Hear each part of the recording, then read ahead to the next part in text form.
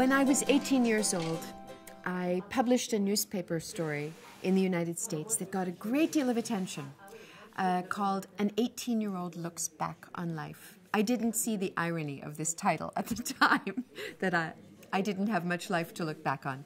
But when the story was published in the New York Times, it received a huge amount of attention, and I was asked to expand it and publish a book, write a book.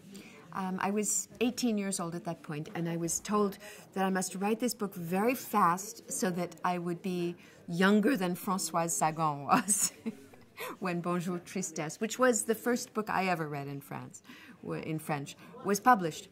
So in 1973, 40 years ago, I can never lie about my age, 40 years ago this month, a book called Looking Back was published in the United States. It's never been published in France, but I'm so happy to say that now, in 2013, the story of my adolescence, long gone, is coming out in France for my French readers.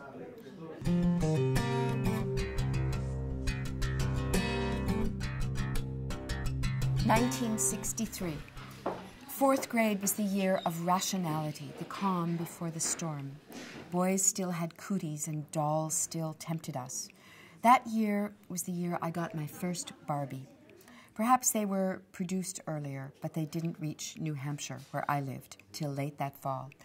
And the stores were always sold out. So at the close of our doll-playing careers, there was a sudden dramatic switch in scale from lumpy, round-bellied Betsy Wetsies and stiff-legged little girl dolls to slim, curvy Barbie, just 11 inches tall, with a huge, expensive wardrobe that included a filmy black negligee and a mouth that made her look as if she just swallowed a lemon. Barbie wasn't just a toy, but a way of living that moved us suddenly from tea parties to dates with Ken at the soda shop. Our short careers with Barbie before junior high sent her to the attic, built up our expectations of teenage life before we had developed the sophistication to go along with them.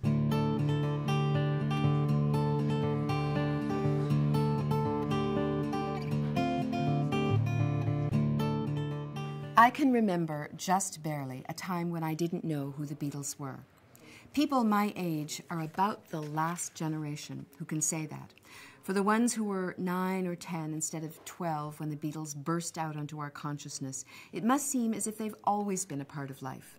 We were in 5th grade when they first sang on the Ed Sullivan Show to an audience that screamed so loud we hardly heard them.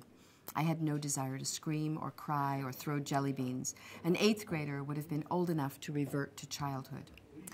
But I was too young to act anything but old.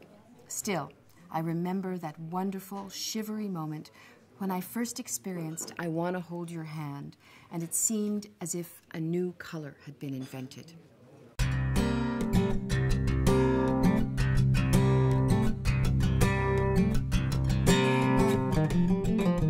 The sexual revolution. It's a cliche, but it exists all right, and its pressures are everywhere. All the old excuses, I might get pregnant, I'm not that kind of girl, are gone. Safe and increasingly available contraception for anyone brave and premeditated enough to get them make premarital sex possible. Changing moral standards and increased naturalness make it commonplace. Elegant models of sexual freedom, Julie Christie, Catherine Deneuve, have made it fashionable. Consider a virgin in the movies. Is there a single pretty young heroine who doesn't hop unselfconsciously into bed? Who is there left for her to identify with? Doris Day? Then there are magazines filled with discussions of intricate sexual problems, the timing of orgasms, do I get one, do I give one, while the virgin remains on a whole other level. Her fears compounded. Our old junior high notions of sex was that it got done to you. The girl with the purple eyeshadow just let it happen. Today, all kinds of problems in technique make the issue much more complicated for an inexperienced, media-blitzed girl. Not just will I, but can I?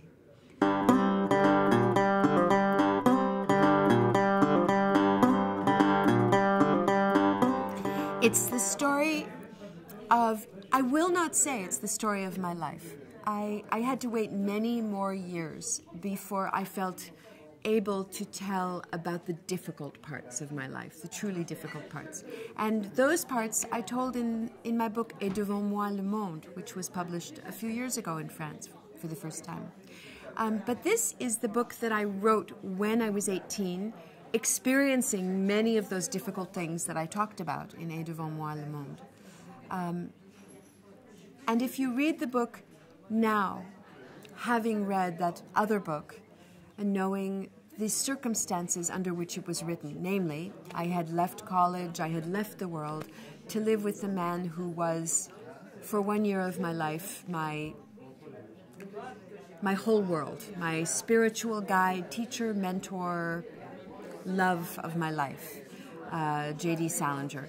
I wrote this book, Une adolescence, while I was living in his house. So I was living a very untypical adolescent life. It was not, I was spoken of as the girl who spoke for her generation, but it was rather ironic. I was not living a typical life, whatever that is. It certainly wasn't the life I was living. And actually, 2 weeks before this book was published in the United States, Salinger dispatched me from his life, sent me away, told me I was a terrible girl for writing this book, and I must move out of his house and his life. I was devastated, and in the way that an 18-year-old girl does, I believed that all fault was mine, not with the man who treated me rather harshly at the time. So actually, the publication of this book in France all these years later is my first happy experience with the publication of this book. It was a very dark time when it came out in the U.S., and it's a very happy time for me now.